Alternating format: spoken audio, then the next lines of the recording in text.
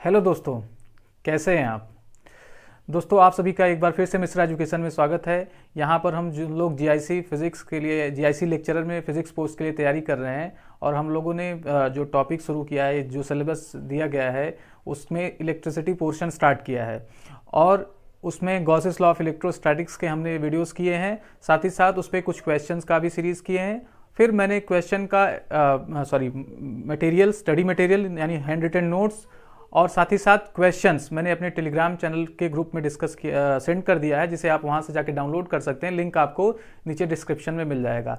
फिर हम लोगों ने इलेक्ट्रोस्टैटिक पोटेंशियल स्टार्ट किया और इलेक्ट्रोस्टैटिक पोटेंशियल के 2 वीडियोस हो गए हैं। आज का वीडियो जो होने वाला है वो बहुत इंपॉर्टेंट होने वाला है, लेकिन हमें इसके लिए प्रीवियस वीडियोज़ को देखना बहुत ज़रूरी है। तो जो लोग आज मेरा चैनल पहली बार देख रहे हैं, मेरा उनसे रिक्वेस्ट है कि वो प्लीज़ पहले के वीडियोज़ को जरूर देखें। एटलीस्ट इलेक्ट्रोस्टैटिक पोटेंशियल का तो जरूर देखें, यानी वैद्युत विभव का जो वीडियो 1 और वीडियो 2, लेक्चर 1 लेक्चर 2 के नाम से प्लेलिस्ट में आपको मिलेगा पीजीटी फिजिक्स में।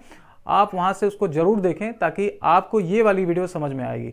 फिर भी अगर आप पढ़ रहे हैं और अपने से भी, क्योंकि आप खुद में पीजी हैं और मतलब मास्टर्स हैं, तो आप क्या कर सकते हैं, इस वीडियो को देख सकते हैं। लेकिन अगर आप काफ़ी टाइम के बाद फिर से पढ़ रहे हैं, कुछ लोग ऐसे भी हैं जो काफ़ी टाइम के बाद से पढ़ रहे हैं, तो उनके लिए मेरा रिक्वेस्ट है कि प्लीज़ पहले की वीडियोस को जरूर देखें, तो आपको समझ में आएगा। तो हम लोगों ने लास्ट वीडियो तक इलेक्ट्रोस्टैटिक पोटेंशियल और इलेक्ट्रोस्टैटिक पोटेंशियल के अलग अलग केसेस डिस्कस कर लिए थे कि पॉइंट चार्ज की वजह से क्या होगा, लाइन चार्ज डिस्ट्रीब्यूशन की वजह से क्या फॉर्मूला बनेगा, सरफेस चार्ज डिस्ट्रीब्यूशन की वजह से क्या फॉर्मूला बनेगा, वॉल्यूम चार्ज डिस्ट्रीब्यूशन की वजह से क्या फॉर्मूला बनेगा, इस तरीके से। फिर हम लोगों ने डिस्कस किया किसी इलेक्ट्रिक फील्ड और इलेक्ट्रिक पोटेंशियल में रिलेशन और कुछ और इम्पॉर्टेंट बातें जो वीडियोस में आपको पहले दिखेंगे। तो मैं उन वीडियो का यहाँ पर आपको टाइम वेस्ट नहीं कराता, आप वहाँ जाके देख सकते हैं। हम लोग स्टार्ट करते हैं लास्ट वीडियो के एकदम लास्ट एंड से, जिसमें हम लोगों ने इलेक्ट्रिक फील्ड और इलेक्ट्रिक पोटेंशियल के रिलेशन के बारे में बात किया था। वहीं से हमारा काम बनेगा।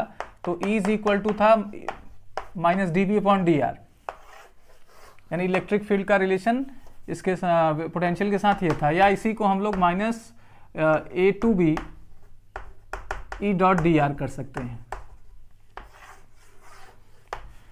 अब हम आज के केस में क्या करने वाले हैं, हम आज के केस में हम अलग अलग सिस्टम के लिए पोटेंशियल निकालने वाले हैं। तो ये वीडियो बहुत इंपॉर्टेंट होने वाली है, क्योंकि अगर आप ये वीडियोस देखते हैं तो आपको किसी भी सिस्टम के लिए पोटेंशियल निकालने में दिक्कत नहीं होने वाली है। तो उम्मीद करता हूं आप इस वीडियो को पूरा देखेंगे और चैनल को सब्सक्राइब भी करेंगे। चलिए आगे चलते हैं। तो हम पोटेंशियल्स निकालेंगे। पहले किसी वायर के कारण, यानी वायर में चार्ज डिस्ट्रीब्यूशन, यानी किसी लेंथ के अलॉन्ग चार्ज डिस्ट्रीब्यूशन हमें दे दिया जाए स्ट्रेट वायर की वजह से, तो उसकी वजह से किसी पॉइंट P पर इलेक्ट्रिक पोटेंशियल। इसके बाद हम स्फीयर की केसेस करेंगे। स्फीयर के केसेस में हम लोग एक बार कंडक्टिंग स्फीयर लेंगे, एक बार नॉन कंडक्टिंग स्फीयर लेंगे, तो दोनों के इलेक्ट्रिक पोटेंशियल निकालेंगे। ये आज का हम लोग का पोर्शन होने वाला है। फिर मैं आपको कुछ स्पेशल सिस्टम के फॉर्मूले देने वाला हूं, क्योंकि हमको अभी प्रीलिम्स में ये, हालांकि ये मेंस में आएगा ऐसा नहीं है, मेंस में भी आ सकता है जो हम आज करने वाले हैं, लेकिन कुछ इन सिस्टम के फॉर्मूले मैं आपको दूंगा जिससे आप क्वेश्चंस आसानी से कर सकते हैं। जैसे डिस्क हो गया, डिस्क के कारण किसी पॉइंट पर इलेक्ट्रिक फील्ड और इलेक्ट्रिक पोटेंशियल, किसी हेमिस्फीयर चार्ज, अगर हेमिस्फीयर पे चार्ज दे दें तो उसकी वजह से इलेक्ट्रिक पोटेंशियल, इलेक्ट्रिक फील्ड। तो ये फॉर्मूले हमें प्रीलिम्स में काम आएंगे, लेकिन इनके डेरिवेशंस हम करेंगे जब हम मेंस की तैयारी करेंगे। हालांकि इसमें भी आपको मेंस का मैटर मिलने वाला है, जो कि नॉन कंडक्टिंग स्फीयर अगर हम लें चार्ज, तो उसकी वजह से इलेक्ट्रिक पोटेंशियल, इलेक्ट्रिक फील्ड जो एक्सप्रेशन होगा वो हमारे मेंस के लिए जरूरी हो सकता है, क्योंकि उसका डेरिवेशन थोड़ा सा टिपिकल है। तो चलिए हम शुरू करते हैं। पहले हम लोग बात करते हैं किसी वायर की वजह से electric potential due to charged wire, charged straight wire, जिसकी लेंथ हो इनफाइनाइट। ठीक है, तो ये हमारे पास इनफाइनाइट लेंथ का वायर है जिसपे चार्जेस अवेलेबल हैं, और किसी पॉइंट P पर हमें क्या करना है, इलेक्ट्रिक पोटेंशियल फाइंड करना है, जिसके यहां से डिस्टेंस R है। तो हमने इसका एक्सप्रेशन कर रखा है कि अगर किसी इनफाइनाइट वायर, चार्ज वायर की वजह से हमें इलेक्ट्रिक फील्ड निकालना हो तो हमने क्या किया है, गॉसियन सरफेस का इस्तेमाल करके वीडियो में इलेक्ट्रिक फील्ड निकाला है। ये एप्लीकेशन ऑफ गॉस लॉ की वीडियो में आपको मिलेगा। तो इलेक्ट्रिक फील्ड हम लोगों ने कैलकुलेट किया है E is equal to lambda upon 2 pi epsilon naught r। ये कैलकुलेटेड है, यानी अगर इस पे लैम्डा चार्ज डेंसिटी है तो r पॉइंट पर जो इलेक्ट्रिक फील्ड का एक्सप्रेशन ये होगा। अब हमें इलेक्ट्रिक फील्ड और इलेक्ट्रिक पोटेंशियल के बीच में रिलेशन पता है। यहाँ पे हम लोग ले लेते हैं, मान लीजिए जो एक्सप्रेशन है वो E डॉट डी आर है। अब R का डायरेक्शन देखिए, R का डायरेक्शन इधर की तरफ है, इलेक्ट्रिक फील्ड का डायरेक्शन इधर की तरफ है, दोनों के बीच में एंगल क्या होगा, 0 होगा। तो ये minus mod of E mod of D R cos theta, यानी कॉस 0 ले लेंगे। तो ये वैल्यू कितनी आने वाली है, इंटीग्रेशन माइनस में mod of E mod of D r. अब इंटीग्रेशन की लिमिट हम क्या कर सकते हैं, हम इनफाइनाइट से पॉइंट R ले सकते हैं।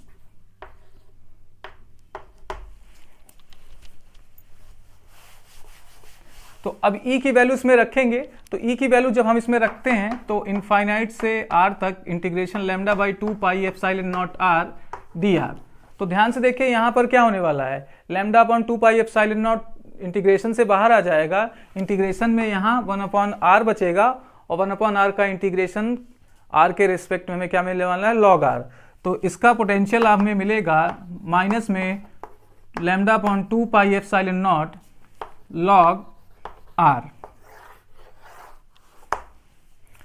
ये हमारा एक्सप्रेशन होगा। किसी किसी बुक में इसे C इसमें लगा देते हैं इंटीग्रेशन कांस्टेंट, तो वो ये इंटीग्रेशन लिमिट्स नहीं लेते। तो आप अगर कहीं बुक में देखें तो कंफ्यूज ना होइएगा, वहां पर उन्होंने इंटीग्रेशन लिमिट को कंसीडर नहीं किया होगा, यहाँ पे हमने किया हुआ है, दैट इज वाई हम यहाँ पे नहीं लगा रहे हैं। तो ये किसी स्ट्रेट वायर की वजह से पोटेंशियल का एक्सप्रेशन होगा, आप देख रहे हैं, जिसपे डिपेंडेंसी लॉग R पे है। अब हम लोग चलते हैं कंडक्टिंग स्फीयर के कारण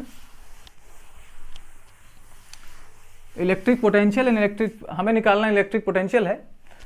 तो electric potential due to conducting sphere.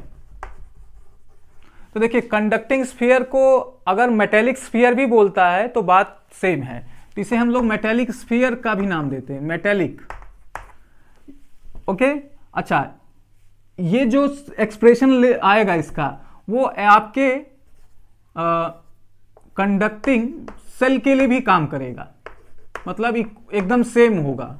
तो कंडक्टिंग सेल आपका कुछ इस तरीके से हो सकता है, मतलब जिसमें अंदर मटेरियल नहीं होगा, कुछ इस तरीके से मटेरियल्स होंगे यहाँ पर, ये खोखला होगा। तो मेटेलिक सेल भी बोल सकते हैं या कंडक्टिंग सेल भी बोल सकते हैं। एक दूसरा, अगर हम कंडक्टिंग स्फीयर बोल रहे हैं तो मेटेलिक स्फीयर भी बोल सकते हैं। तो इन दोनों के जो एक्सप्रेशन होने वाले हैं वो सेम होने वाले हैं। That means electric field and electric potential का जो यहाँ पे आपको रिलेशन मिलने वाला है दोनों केसेस में इक्वली वैलिड लगता है। तो हम एक का करेंगे, दूसरे का अपने आप हमें आ जाएगा।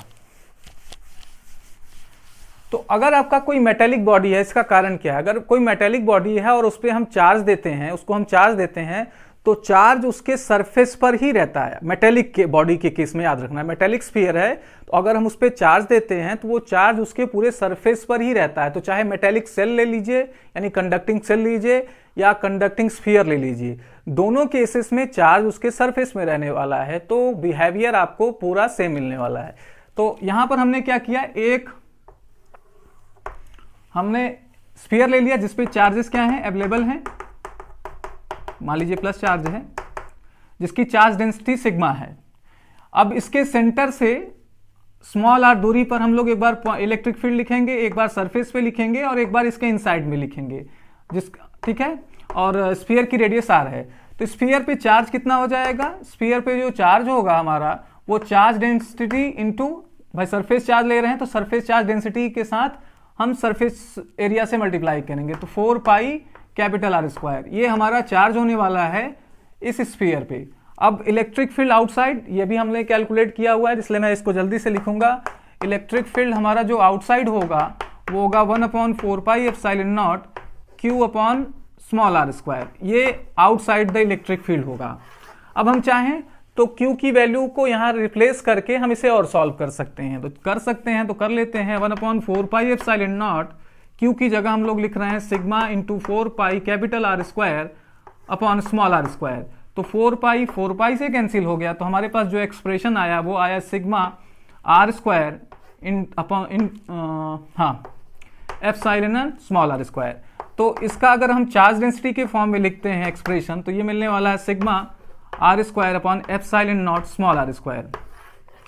अगर आप इसे वेक्टर फॉर्म में लिखना चाहें तो वेक्टर फॉर्म में लिखने के लिए बस कुछ नहीं करना है, यहाँ पे वेक्टर फॉर्म लगाइए और यहाँ पे यूनिट वेक्टर लगा दीजिए। सिमिलरली यहाँ पे भी आप वेक्टर फॉर्म करिए और इसे यूनिट वेक्टर से रिप्रेजेंट कर दीजिए। तो यही फॉर्मूला आपका वेक्टर फॉर्म में भी कन्वर्ट हो गया। तो ये electric field outside the sphere हमें मिल गया। ठीक है, अब हम लोग बात करते हैं सरफेस की, क्योंकि हम पहले इलेक्ट्रिक फील्ड्स निकाल लेते हैं और इलेक्ट्रिक फील्ड निकालने के बाद हम इलेक्ट्रिक पोटेंशियल चलेंगे। आप नोट करते चलिए। आते हैं सरफेस के लिए। सरफेस के लिए हम क्या करेंगे, सिंपल सा small r is equal to capital R place कर देंगे। तो जो अभी हमने वैल्यू लिखा था उसमें small r is equal to capital R कर देंगे। तो ये क्या होने वाला है, E is equal to 1/4πε0 Q by capital R²। ये सरफेस पर इलेक्ट्रिक फील्ड हो जाएगा। अगर फिर से आप इसे वेक्टर फॉर्म में लिखना चाहें तो यहाँ पे हम r कैप लगा देंगे। ये r यूनिट वेक्टर है जो इस लाइन के डायरेक्शन में है। अच्छा, अब इसे आप चार्ज के फॉर्म में भी लिखना चाहें तो लिख सकते हैं vector E sigma capital R² into epsilon. यहाँ पे हम लोग लिखेंगे तो यहाँ पे स्मॉल r की जगह भी कैपिटल R² रख देंगे तो कैंसिल हो जाएगा। तो इलेक्ट्रिक फील्ड की इस फॉर्म में वैल्यू मिलेगी सिग्मा अपॉन एप्सिलॉन। अगर इसे आप वेक्टर फॉर्म में लिखना चाहें तो यूनिट r का ऐड कर देंगे। तो ये हो गया आपका सरफेस पर। अब इनसाइड आपका इलेक्ट्रिक फील्ड 0 होगा, क्योंकि मेटेलिक स्फीयर में आपको इनसाइड में कोई चार्ज नहीं मिलेगा।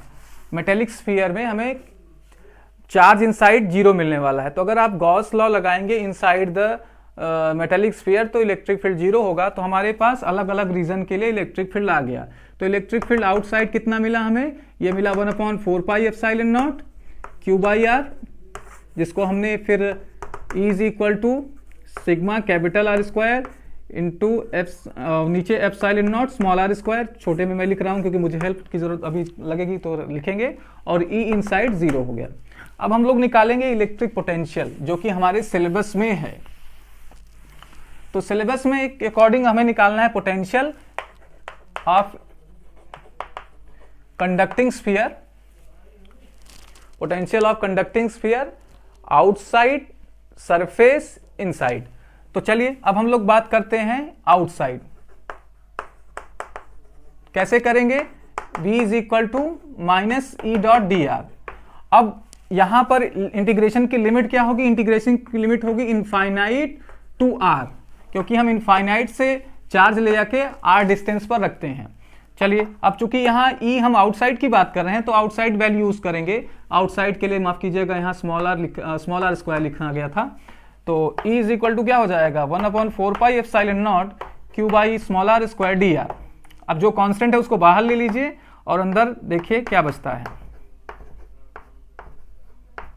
अंदर हमारा बचेगा infinite to R 1/r² dr V। अब देखिए ये 1/r² dr इंटीग्रेट होगा। अब चूंकि कुछ लोग हमको ऐसे मैसेज किए कि वो काफी दिन से पढ़ाई लिखाई छोड़ चुके हैं, तो 1/r² dr का इंटीग्रेशन हम लोग ऐसे करेंगे, r² को हम ऊपर ले लेंगे तो क्या हो जाएगा, r⁻² हो जाएगा। और इसे जब हम इंटीग्रेट करेंगे तो इंटीग्रेशन का प्रोसेस एज वेल एज आपको मतलब हमेशा से क्या करते हैं, हम लोग पावर में एक ऐड करते हैं और पावर जो आता है उसी से डिवाइड कर देते हैं। तो इसकी वैल्यू आने वाली है r पाई और -1/-1, यानी 1/r- में। तो इस पूरे इंटीग्रेशन की वैल्यू -1/r आएगी। तो -1/r रख देंगे जब, तो इंटीग्रेशन बन जाएगा -Q/4πε0 1/r, इंटीग्रेशन आ गया 1/r और लिमिट होगी इनफाइनाइट टू r।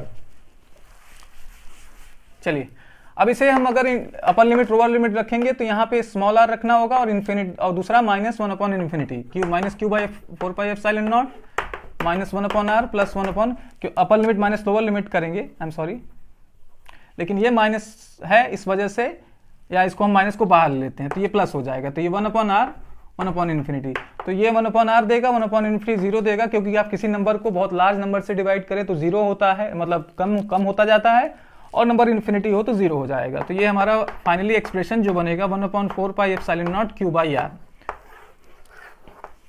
ठीक है, फिर आप चाहें तो इसे q की वैल्यू जो आपने लिखा था sigma into 4π capital R square, उससे लिख के आप चार्ज डेंसिटी में भी कर सकते हैं। ठीक है, ये हो गया हमारा आउटसाइड। अब अगर हम सरफेस की बात करें, सरफेस के लिए हम small r is equal to capital R place कर देंगे तो यही हमारा सरफेस पर पोटेंशियल का एक्सप्रेशन दे देगा। बड़ा आसान था, लेकिन अब हमारा काम अंदर इसके लिए बढ़ जाएगा, तो हम चलेंगे इनसाइड द स्फीयर, इसलिए मैं इसको यहां पर लिख दे रहा हूं ताकि आगे काम मिले। इनसाइड की बात करें,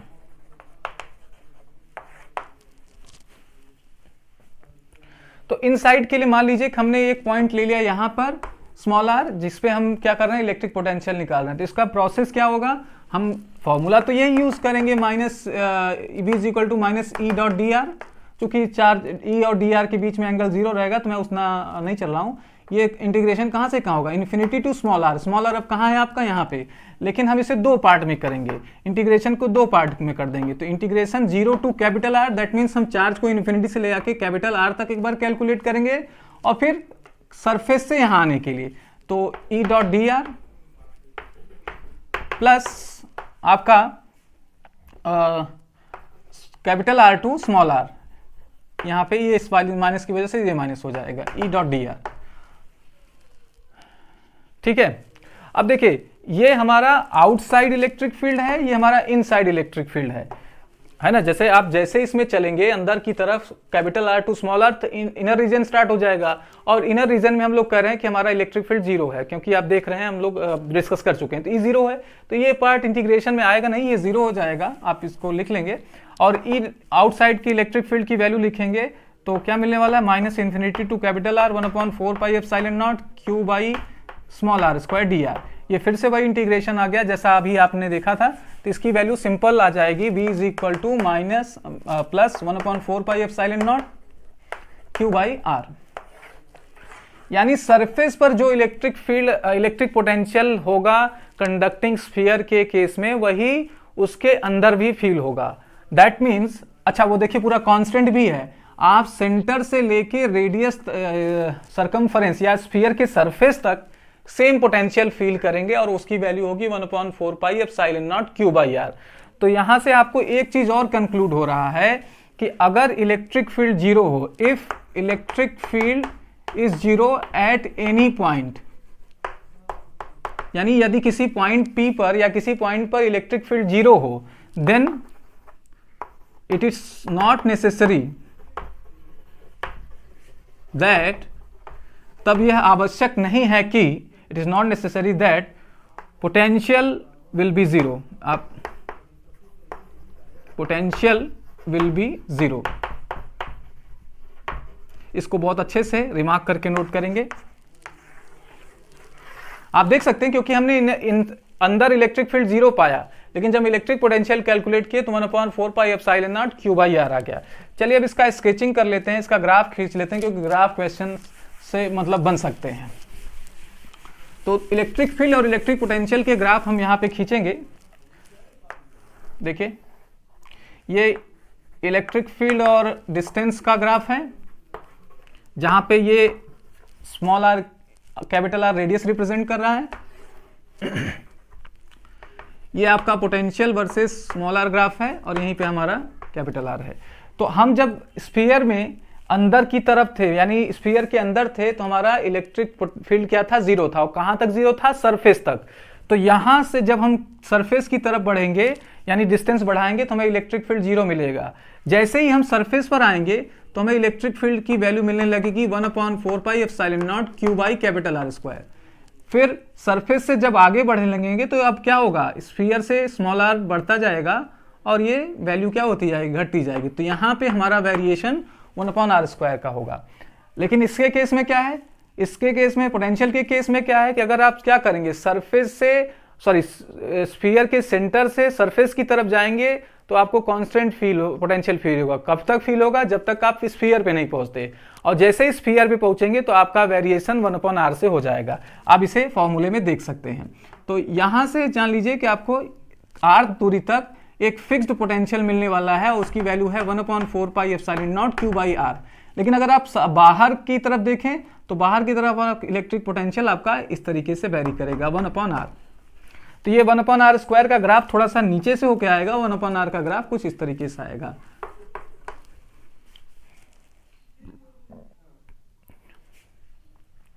बड़ा आसान सा था। अब हमारा जो केस है वो बड़ा इंटरेस्टिंग है और बहुत ही थोड़ा सा चैलेंजिंग है।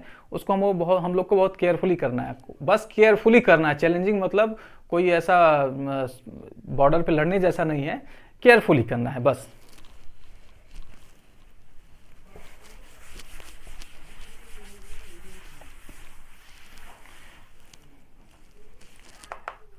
इलेक्ट्रिक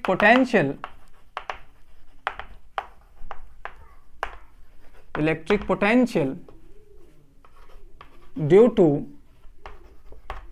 नॉन कंडक्टिंग, जिसे हम लोग डाइलेक्ट्रिक भी बोल सकते हैं, नॉन कंडक्टिंग स्फीयर, यानी किसी अचालक गोले में अगर हम आवेश दे दें, या इसमें हम लोग ड्यू टू चार्ज लिख दें, चार्ज नॉन कंडक्टिंग स्फीयर। तो नॉन कंडक्टिंग स्फीयर है जिस पर चार्ज अवेलेबल है, और उस चार्ज डिस्ट्रीब्यूशन के कारण हमें क्या करना है, इलेक्ट्रिक फील्ड निकालना है। क्योंकि हमें इलेक्ट्रिक पोटेंशियल निकालना, तो उसके लिए हमें इलेक्ट्रिक फील्ड की जरूरत पड़ेगी। इसलिए पहले हम लोग इलेक्ट्रिक फील्ड निकालेंगे और वैल्यूज जैसे पहले की तरह किनारे लिखेंगे, फिर हम उसका इलेक्ट्रिक पोटेंशियल निकालेंगे। तो चलिए करते हैं।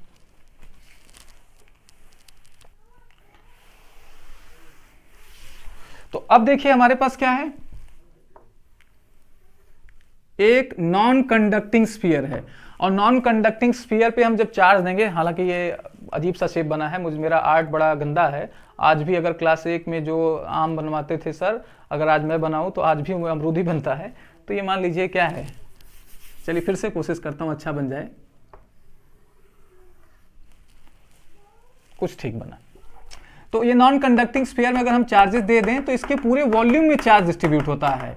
याद रखिएगा, पूरे वॉल्यूम में चार्ज डिस्ट्रीब्यूट होगा। वहीं कंडक्टिंग यानी धातु के गोले में अगर हम चार्ज देंगे तो पूरे सरफेस पर अवेलेबल होगा, यानी वहां सरफेस चार्ज डेंसिटी का यूज करेंगे और यहाँ पे वॉल्यूम चार्ज डेंसिटी का यूज करेंगे।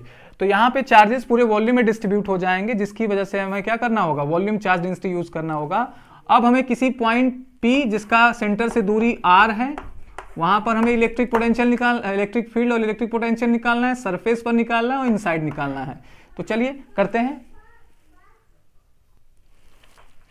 तो कैसे करेंगे इसको, अब इलेक्ट्रिक फील्ड निकालने के लिए तो हमें क्या करना होगा, जो भी पॉइंट होगा उस पॉइंट को कंटेन करते हुए, चार्ज सिस्टम को कंटेन करते हुए हमें क्या करना होगा, एक गॉसियन सरफेस बनाना होगा। गॉसियन सरफेस में फिर हम लोग क्या करेंगे, एक इलेक्ट्रिक फ्लक्स का यूज करके number of electric flux calculate करेंगे और उससे गॉस लॉ का यूज करके इलेक्ट्रिक फील्ड फाइंड करेंगे।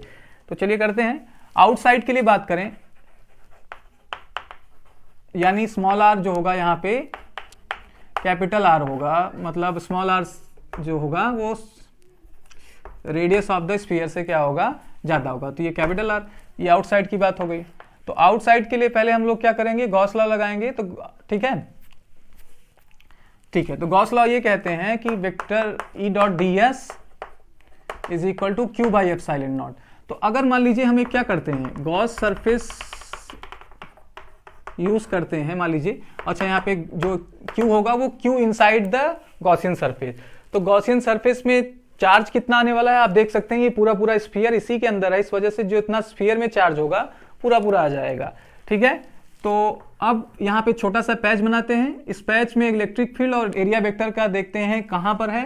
तो ये हमने डिस्कस किया हुआ है कि एरिया वेक्टर का जो डायरेक्शन होता है वो हमेशा परपेंडिकुलर इन आउटवर्ड डायरेक्शन होता है, perpendicular in outward direction. That is why यहाँ पे जो ds या एरिया वेक्टर होगा वो इस इधर की तरफ होगा, और इलेक्ट्रिक फील्ड आप देख रहे हो कि पॉजिटिव चार्ज होने के कारण इधर की तरफ होगा। तो यहाँ पे इनके बीच का एंगल जो बनने वाला है वो 0 बनने वाला है। तो E डॉट डी एस को आप वेक्टर A डॉट बी की तरह अगर सॉल्व करेंगे, vector A dot vector B A B cos theta, तो थीटा में हमें क्या लेना होगा वैल्यू 0, तो मिलेगा ए बी, यानी इंटीग्रेशन E डी एस। अच्छा यहाँ पे क्लोज्ड शेप। अच्छा चार्ज कितना आने वाला है, चार्ज इस पे Q सपोज कर लीजिए Q है, तो Q चार्ज आ जाएगा। लेकिन यहाँ पे याद रखेंगे कि Q जो होने वाला है Q rho into 4/3 pi are cube, यानी charge density into volume use करेंगे। जहां पे हमें जरूरत होगी हम इसको यूज करेंगे। फिलहाल हम Q में चलते हैं, जब जरूरत होगी तो उसको प्लेस करेंगे। तो Q by epsilon not vector E यानी मॉड ऑफ E इस पूरे स्फीयर पे क्या होने वाला है, कांस्टेंट होने वाला है due to the spherical symmetry. तो हमारे पास क्या बचेगा, integration ds Q f by epsilon naught, और ds कितना है, ds यानी सरफेस, स्मॉल सरफेस एरिया जिसका आप इंटीग्रेशन कर रहे हैं। तो अब इसका ये ds स्मॉल एरिया है, तो इंटीग्रेशन क्या हो जाएगा, फुल सरफेस एरिया देगा। तो किसी स्फीयर का full surface area 4 pi r square, तो E क्या हो जाएगा, E into 4 pi r square is equal to Q by epsilon naught. तो यहाँ से हमें इलेक्ट्रिक फील्ड क्या मिलने वाली है, इलेक्ट्रिक फील्ड मिलने वाली है 1/4 pi epsilon naught Q by small are square. ठीक है, तो ये सरफेस यानी सॉरी आउटसाइड इलेक्ट्रिक फील्ड मिलने वाली है, तो आउटसाइड इलेक्ट्रिक फील्ड हमें मिल जाएगी 1/4 pi epsilon naught Q by small are square. एक तो ये फॉर्म हो गया। दूसरा हम क्या कर सकते हैं, दूसरा हम इस एक्सप्रेशन का यूज कर सकते हैं, यानी Q को हम sigma rho into 4/3 pi are cube लिख के और सिंप्लीफाई कर सकते हैं। अक्सर एग्जाम में ऐसे फॉर्म में आ जाता है, तो आप इसको भी देख लीजिए। E is equal to 1/4 pi epsilon naught, Q की जगह हम लोग लिखने वाले हैं 4/4 rho into 4/3 pi are cube, ये तो Q हो गया, यहाँ पे स्मॉल आर स्क्वायर, 4 पाई से कैंसिल हो गया, तो E की वैल्यू मिलने वाली है रो इंटू आर क्यूब और नीचे एप्सिलॉन नॉट 3 आर क्यूब, तो 3 epsilon naught small are square. ये आपका एक्सप्रेशन हो जाएगा जब आप इसे क्या करेंगे, चार्ज डेंसिटी के फॉर्म में लिखेंगे। तो इसे भी आप लिख सकते हैं अपने कॉपी में, लेकिन थोड़ा सा ध्यान दीजिएगा, ये आ सकता है। ठीक है, तो यहां पे अक्सर ये पूछता है कि इलेक्ट्रिक फील्ड का नॉन कंडक्टिंग मटेरियल के लिए इलेक्ट्रिक फील्ड का एक्सप्रेशन किस बात पर डिपेंड करता है। तो यहाँ पे देखिए E जो है वो 1/r स्क्वायर पे डिपेंड कर रहा है, तो इस बात का याद रखेंगे। इस फॉर्म में भी साथ ही साथ अगर आप चार्ज डेंसिटी का फॉर्म यूज करते हैं तब भी आपको स्मॉल आर स्क्वायर दिख रहा है। चलिए अब चलते हैं सरफेस पर। तो सरफेस के लिए सिंपल मैं हमेशा से यही कहूंगा कि आप small r is equal to capital r कर दीजिए। सरफेस के लिए आप small r is equal to capital r, जो भी आपका फॉर्मूला आएगा, तो इसमें जैसे ही आप करेंगे तो आपको क्या मिल जाएगा, E is equal to 1/4 pi epsilon naught Q by capital R. और अगर इसमें यूज करेंगे rho R cube upon 3 epsilon naught R, तो स्मॉल आर की जगह आप क्या लिखने वाले हैं, आर यानी आर स्क्वायर, तो ये देगा rho are square upon 3 epsilon naught. तो इसे भी मैं अपने सुविधा के लिए किनारे लिख रहा हूं, क्योंकि हमें बाद में जरूरत पड़ेगी इलेक्ट्रिक पोटेंशियल के समय, इस वजह से मैं यहाँ लिख रहा हूं। आप 1/4 pi epsilon naught Q by r, और दूसरा है small r rho are square 3 epsilon naught. ये मैं अपने लिए लिख रहा हूं, क्योंकि अभी मुझे जब इलेक्ट्रिक पोटेंशियल कैलकुलेट करना होगा जरूरत पड़ेगी। अब हम लोग चलते हैं इनसाइड द स्फीयर। तो इनसाइड द स्फीयर देखिए क्या होने वाला है, मैं अंदर थोड़ा सा बता दे रहा हूं। तो इनसाइड द स्फीयर आपने सपोज कर लीजिए ये पॉइंट ले लिया, तो इस पॉइंट को आप आर रेडियस, मतलब इस पॉइंट से रेडियस मान के आप क्या कर लीजिए, गॉसियन सरफेस ड्रॉ कर लीजिए। अब गॉसियन सरफेस ड्रॉ कर लिया आपने, और हमें निकालना होगा गॉस लॉ को यूज करने के लिए कि इस सरफेस में या इस क्लोज सरफेस में, गॉसियन सरफेस में से कितना चार्ज आ रहा है। तो उसका हम निकालने के लिए हम यूज करेंगे इसका फॉर इनसाइड हमें चार्ज निकालना होगा in Gaussian surface, charge inside Gaussian surface. कैसे करेंगे भाई, हमें चार्ज डेंसिटी यहां से पता है, तो चार्ज डेंसिटी का यूज करके हम इस वॉल्यूम का मल्टीप्लाई कर देंगे तो हमारा काम बन जाएगा। तो चार्ज डेंसिटी क्या होने वाला है, देखिए चार्ज अपॉन वॉल्यूम। ये हमारा चार्ज है। अब हम r रेडियस का गॉसियन सरफेस ले रहे हैं तो इसका वॉल्यूम कितना हो जाएगा 4/3 पाई आर क्यू। तो इस छोटे से मान लीजिए वॉल्यूम में क्यू चार्ज जो है वो क्यू डैश है। तो चार्ज अगर क्यू डैश है तो क्या होगा rho into 4/3 pi are cube, small are cube. अब रो की वैल्यू इसमें प्लेस कर दीजिए, Q/4/3 pi capital are cube into 4/3 pi small are cube. 4/3 pi cancel हो गया तो चार्ज की वैल्यू कितने आएगी हमारे पास? चार्ज की वैल्यू आ जाएगी small are square upon small are cube upon capital are cube, cube. ठीक है, Q into R cube upon R, यहां small are upon capital are cube. तो ये आ गया चार्ज। अब एक बार जब चार्ज आ गया तो हम गॉस लॉ यूज करके इलेक्ट्रिक फ्लक्स कैलकुलेट कर सकते हैं। क्या है गॉस लॉ का भाई? तो गॉस लॉ से अगर हम करेंगे तो ये E इंटू 4/r² मिलेगा और जो होगा Q इन अपॉन एप्सिलॉन नॉट। ये कैसे मिलेगा अभी मैंने थोड़ी देर पहले डिस्कस किया हुआ है। ठीक है, तो यहां पर Q इन ये होने वाला है Q capital are cube, sorry Q small are cube upon capital are cube और ये एप्सिलॉन नॉट 4πr²। तो आप देखिए स्मॉल आर स्क्वायर ये कैंसिल कर देगा तो ये वैल्यू आ जाएगी Q 4πε0 आर क्यूब और यहां पे R। ये हमारा एक्सप्रेशन बनेगा electric field inside the sphere, non conducting sphere. अगर इसे हमें वेक्टर बनाना है तो हम इसको ऐसे लिख सकते हैं। आई थिंक ये आपको समझ में आया, इसे आप अपनी कॉपी में लिखिए। अब हमारा काम जो है वो थोड़ा सा चैलेंजिंग है। वो हमारा काम है कि हमें इलेक्ट्रिक पोटेंशियल निकालना है। कहाँ पे?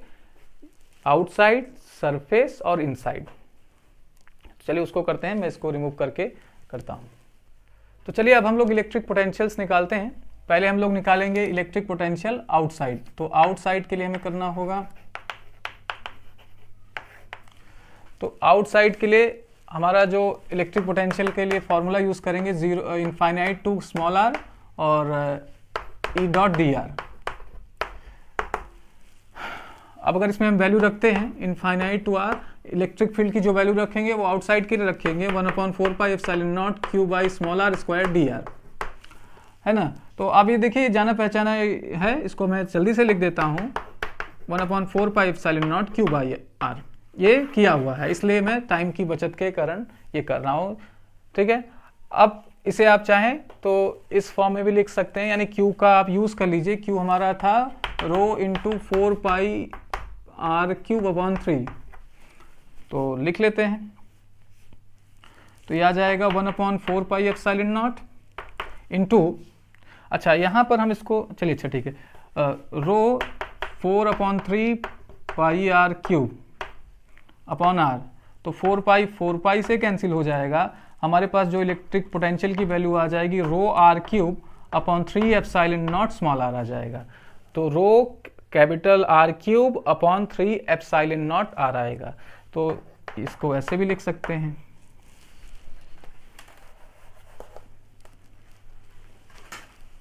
V is equal to rho r³ upon 3ε0 r।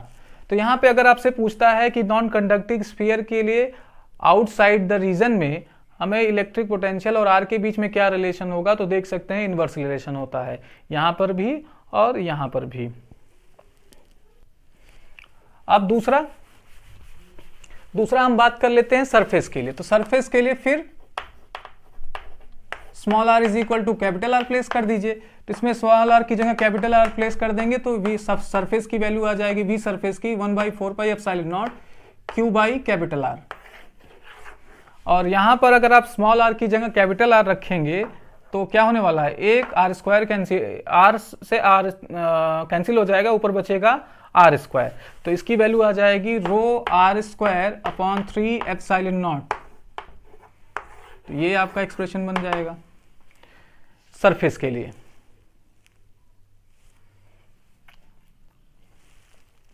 ठीक है, अब हम लोग चलते हैं इनसाइड, यही सबसे ज़्यादा क्रिटिकल होने वाला है। मैंने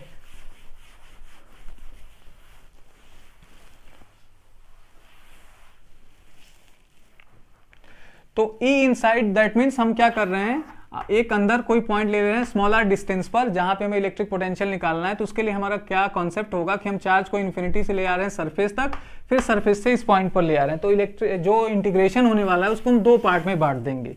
तो इनसाइड के लिए small r greater than r के लिए हमारा जो इलेक्ट्रिक पोटेंशियल का फॉर्मूला था infinity to small r minus E dot D R, ये इसको हम दो पार्ट में ब्रेक कर देंगे। एक इन्फिनिटी से कैपिटल आर यानी रेडियस तक, सॉरी सरफेस तक, E out E D are plus capital R से small R E dot D R. लेकिन यहां पे इलेक्ट्रिक फील्ड का एक्सप्रेशन इनसाइड वाला लेंगे। चलिए करते हैं फिर आगे, रखते हैं वैल्यूज।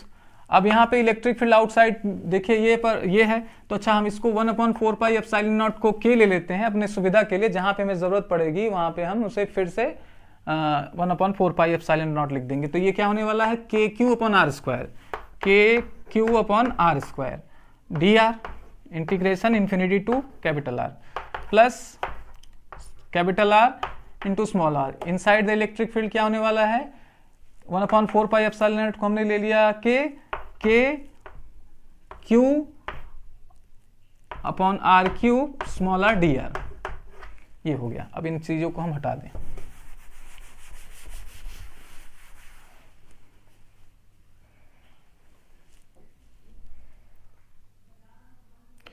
चलिए अब हम इसको इंटीग्रेट करते हैं।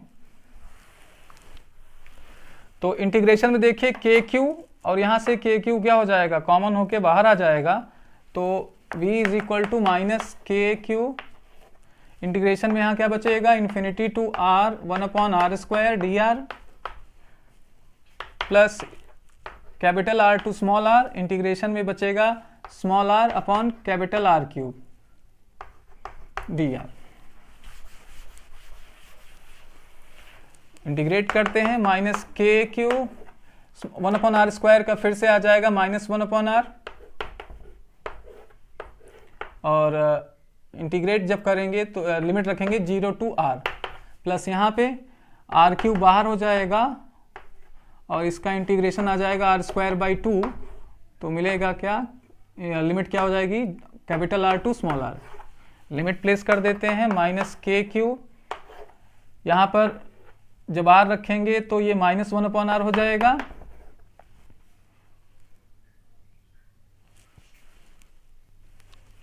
फिर प्लस यहाँ पे upper limit minus lower limit रखेंगे तो आर क्यूब या 2 बाहर ले लीजिए, तो ये small are square minus capital are square यही बचेगा, और ये आपका बड़ा ब्रैकेट। अब ब्रैकेट ओपन कर देते हैं। तो ब्रैकेट ओपन करेंगे तो ये माइनस माइनस प्लस हो जाएगा, के क्यू आर, और ये माइनस क्या कर देगा, ये माइनस इसको माइनस कर देगा, तो ये बचेगा हमारे पास के क्यू 2r क्यूब, अब ब्रैकेट में r square minus small are square upon small are square minus capital are square. चलिए इसको और सॉल्व करते हैं। बस इसको एक एप्रोप्रिएट फॉर्म में लाना है और कुछ नहीं बचा इसमें। के क्यू अपॉन आर माइनस, इसमें तो क्या बचेगा, k q upon 2r cube small are square minus का ये फिर से प्लस हो जाएगा, minus minus plus k cube. अभी देखिए आर क्यूब आर स्क्वायर से कैंसिल हो जाएगा, तो के क्यू यहाँ पे बचेगा 2r। बहुत अच्छा। फिर से हम क्या कर सकते हैं,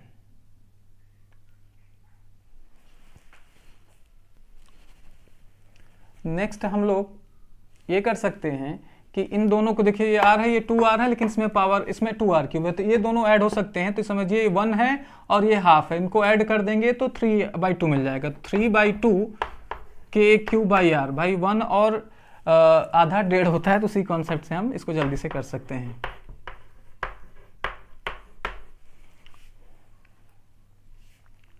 ये हो गया, कुछ छूट नहीं रहा, नहीं कुछ नहीं छूट रहा।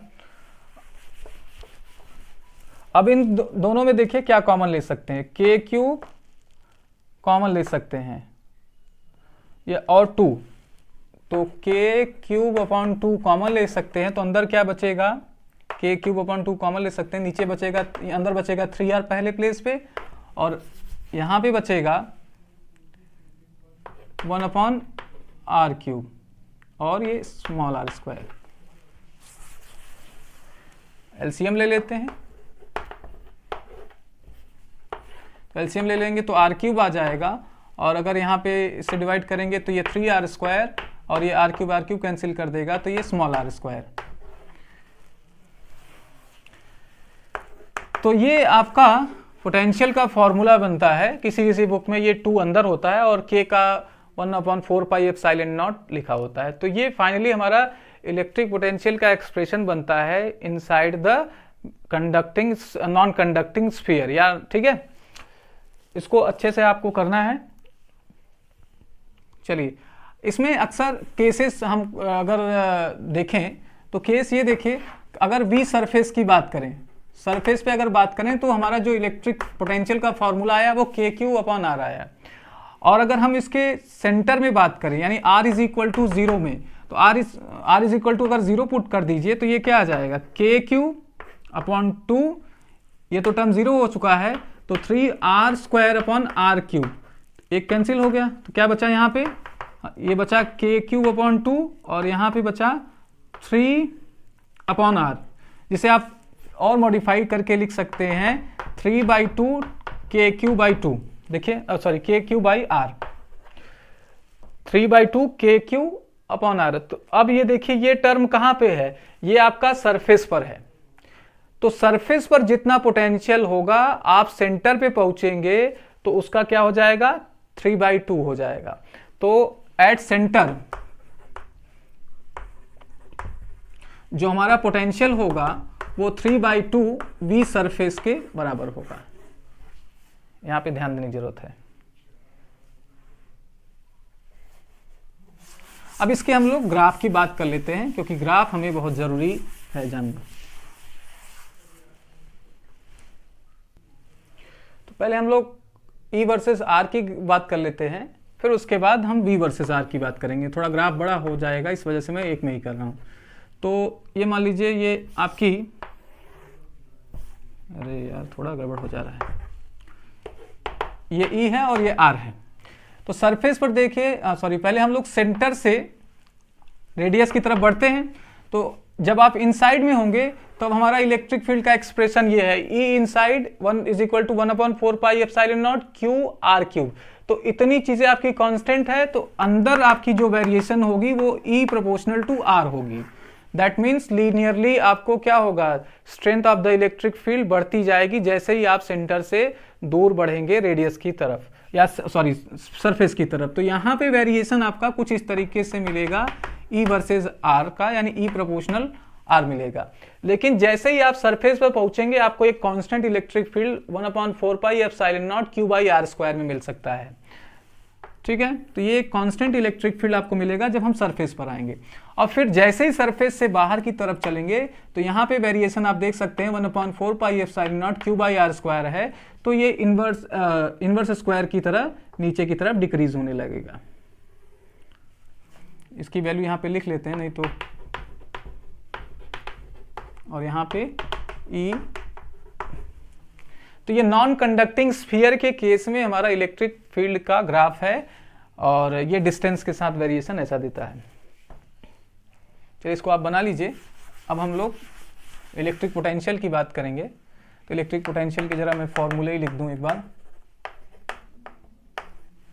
Out surface 1/4 pi epsilon naught Q by capital R, ये होने वाला है के Q by 2 3 capital are square minus small are square upon are cube. I think यही है, चेक कर लेने दीजिए। जी सही है। तो इसके ग्राफ की बात करते हैं।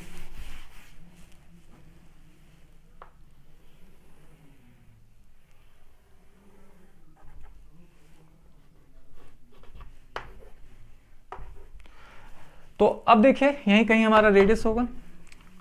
तो सरफेस पर हमें एक फिक्स्ड इलेक्ट्रिक फील्ड मिल रहा है, वो मिल रहा है 1/4πε0 Q/r। तो सरफेस पर हमें कहीं यहाँ पे पोटेंशियल मिलेगा और ये मिलेगा Vs के नाम से हम लोग कहते हैं, मान लीजिए ये मिलेगा, ठीक है, चलिए कोई बात नहीं। लेकिन हमारा काम तो है सेंटर से चलना। मैंने ऐसा क्यों किया, क्योंकि जो वैल्यू हमें सरफेस के सेंटर पे मिलने वाली है वो मिलने वाली है क्या, 3/2 ऑफ द सरफेस। 3/2 मतलब 1.5 गुना। तो अगर ये Vs है तो Vs का 1.5 गुना वैल्यू हमें कहाँ मिलने वाला है, सेंटर पे मिलने वाला है। तो सेंटर पे हमें जो इलेक्ट्रिक पोटेंशियल की वैल्यू मिलेगी वो ये मिलेगी।